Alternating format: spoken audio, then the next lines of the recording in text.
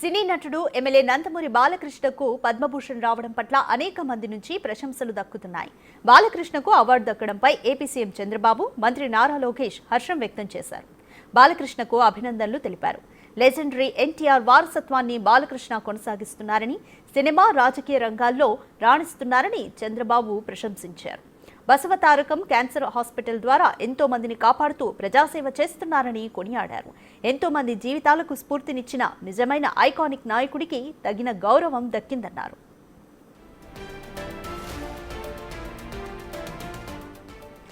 మామయ్య బాలకృష్ణకు పద్మభూషణ్ రావడం తమ కుటుంబానికి గర్వకారణమన్నారు మంత్రి లోకేష్. సుదీర్ఘ ప్రయాణంలో బ్లాక్ బస్టర్ హిట్ల నుంచి మిలియన్ల మందికి స్ఫూర్తినిచ్చే వరకు సినిమా, రాజకీయం, ఆరోగ్య రంగంలో మీరు చేసిన సేవకు ఈ అవార్డు నిదర్శనమన్నారు.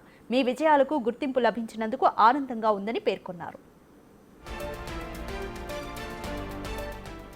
ఇక బాబాయికి అవార్డు రావడంపై అబ్బాయిలు కూడా స్పందించారు. జూనియర్ ఎన్టీఆర్, కళ్యాణ్ రామ్లు కూడా బాలకృష్ణకు అభినందనలు తెలుపుతూ పోస్టులు పెట్టారు.